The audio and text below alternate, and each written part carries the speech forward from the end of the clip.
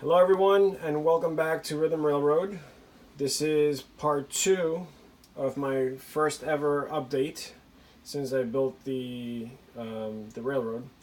It's been about 2 years now, give or take a few months, and I've done a lot, so I wanted to make sure I gave you and myself as much documentation through video as I could so that I can keep track of everything that I've been doing and see the progress.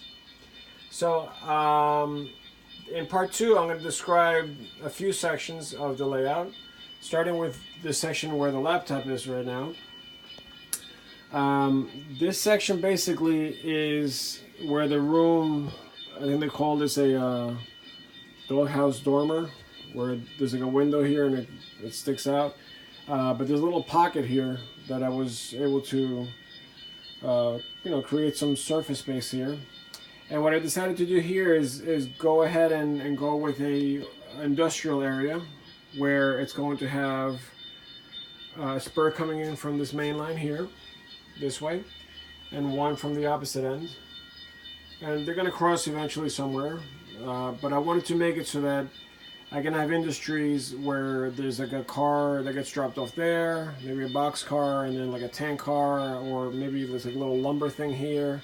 Kind of like a switching puzzle within this area, but not meant for big deliveries of 10 cars or whatever it is. So just basically spotting in different buildings, and I want to make this look very, very busy. So there's like a lot of switching and things going on, and I'll have probably a little switcher engine doing the work here. So that's going to be basically this general area, and it'll probably be the last thing I get to in the entire layout. Because I have to get everything else done first in my mind. It's more important than this. And this is more of like, once everything's done and running, it'll just be fun to switch all this stuff out. But I don't want to get frustrated with this and then waste time on the simpler things that I have to do around the layout. Looking down here, I know in part 1 I explained how the layout is designed, but just so you know what's happening, the two main lines that I spoke of are these two main lines here. And this is the short line. And there's a way to access actually in both directions the short line, or if you want to cross over from the main lines there, and then also here. And I did that in case there's some work being done with these spurs that the train can get around. If there's another train coming through, they can get around this track and then go back in over there. Or not, or just keep going and grab the next siding. And then at the same time, keep this free for any work that might be happening here. So, that's that. Now, over to the left, this wedge here, this triangle, is going to basically become the coal facility. And I love coal trains. They're my favorite thing. So I'm planning on running a lot of coal cars. Actually, the train that's running around at the moment is probably 40-something cars. So what I wanted to do was be able to come in here as the train comes through, shove back with the spur here, and load, all the coal there, and then have some holding tracks here. So as you load, you can put the empties, put the fulls there, or maybe there's already empties here, and you grab them, and you load, and so back and forth, whatever the situation might be at the moment. And this building is probably going to be angled like this a little bit more, and I do want to go through that wall because there's space back there. It's actually a closet back there, through the wall, so that I can push back maybe 5-6 cars in each one of these tracks, and then be able to come forward slowly and load a lot of cars rather than one at a time, and having to keep going back and forth and grabbing the next empty and so on and so forth. Here comes the train now. This is the big coal train, and the train's coming out of the closet right now. I made a little hole in the wall here because I didn't want to create the track plan with very, very tight radius curves. I wanted to make long sweeping curves rather than these tight, toyish looking curves.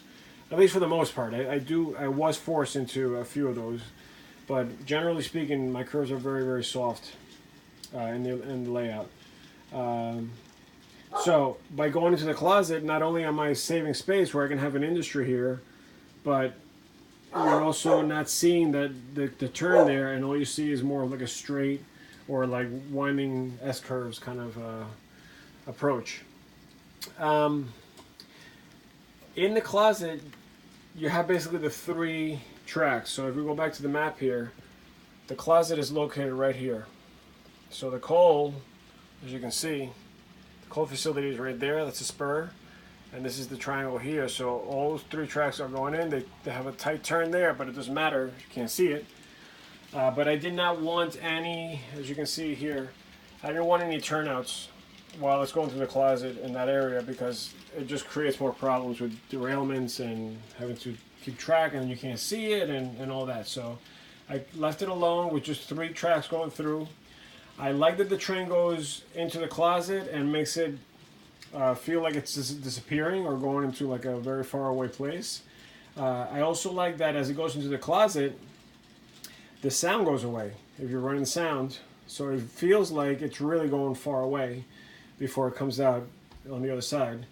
But by that time, you're on to the next thing.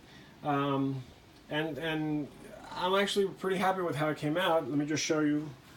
This is the closet door here. So,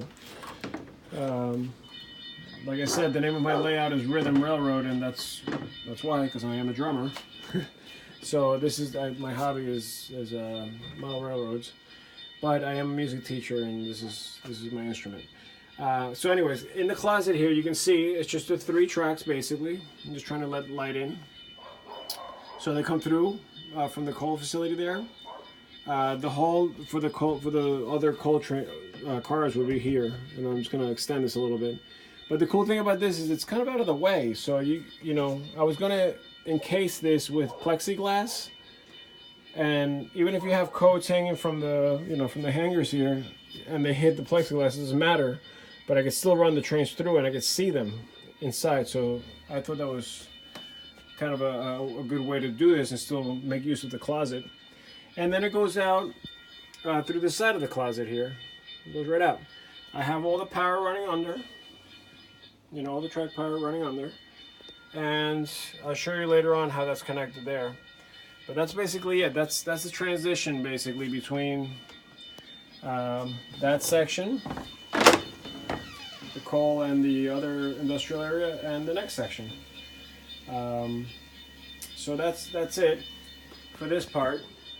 I'm going to go on to part 3 and explain how we get past that point. See you in part 3.